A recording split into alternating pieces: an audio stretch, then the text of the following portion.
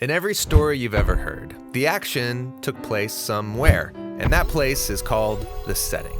And since we've been learning how to read biblical narratives, let's talk about how settings work in the Bible. So, settings are a crucially important tool in the hands of the biblical authors. Really? Yeah, think of it this way. When you start a story, everything is new. The plot and the characters are a mystery until things unfold. Yeah, we have no idea what to expect. Except, authors can use the setting of a story to prepare you for what's coming. How so? Well, let's say a story begins in a courtroom. What do you think is going to happen? I expect a story about crime and justice. Yeah, or how about the setting of a dark, old, rundown house? Oh, something scary is about to happen. Exactly. So settings evoke memories and emotions because of other stories you know that happened in similar places. The authors know this, and they can use settings to generate expectations about what could happen in this story. And a good author will get creative with settings, and he'll mess with your expectations in order to make a point. This happens in the Bible? All over the place. For example, think about the setting Egypt in the Bible. Yeah, big Middle Eastern empire on the Nile. Sure. Now think about the first biblical story where someone ends up in Egypt. It's about Abraham. God calls him to journey by faith to a new land, and he promises to give him a huge family. So he sets out, but he arrives during a famine. Now, is he going to trust God and stay in the promised land?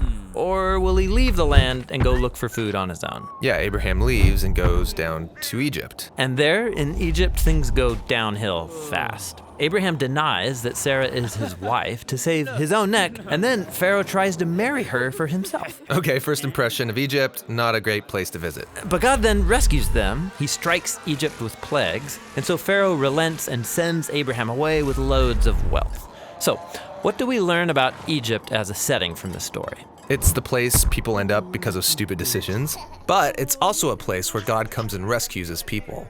Yep, and the next main story in Egypt follows the same pattern. Abraham's great-grandsons make a bunch of stupid choices, and they eventually lead them to Egypt because of another famine. Down in Egypt, uh-oh. So generations pass, and the family ends up as slaves in Egypt, and what do you think's gonna happen?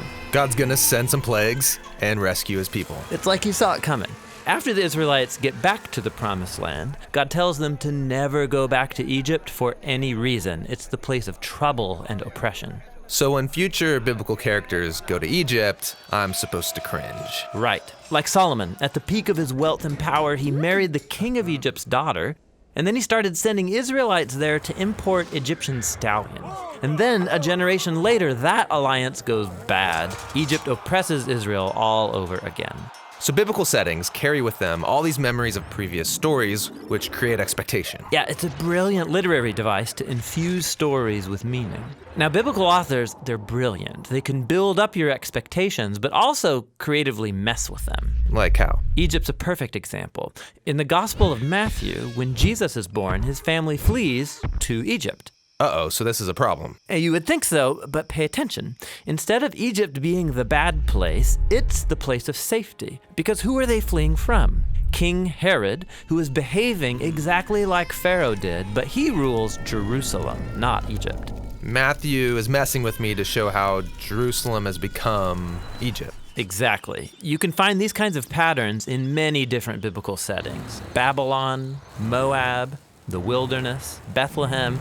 The list goes on. Which is a big list. And it gets bigger, because sometimes the setting isn't just a place on a map. It's a type of situation, but they work the same way that settings do. For example, when people move toward the east, expect trouble. Adam and Eve were banished to the east, and then Cain wanders to the east. People move to the east to build Babylon. And all of these narratives are designed to point forward to when the Israelites as a people will be exiled to the east in Babylon. Ah, nice. Which leads to one more type of setting in biblical narrative, and that's time, or how long events take. Like, time periods of 40 are often associated with stories where people's faithfulness is tested. Noah in the boat for 40 days and 40 nights. Then he gets off and gets totally drunk.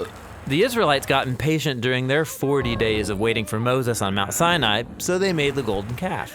Or after the Israelite spies investigate the land for 40 days, the people rebel, so they have to wander in the desert for 40 years.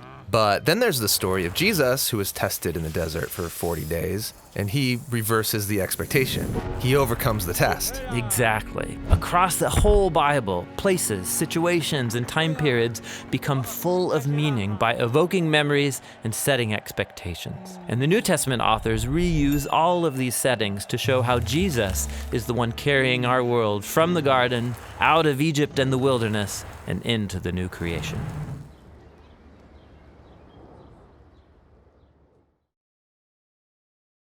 Hey everyone, thanks for watching this video on how to understand setting in biblical narrative.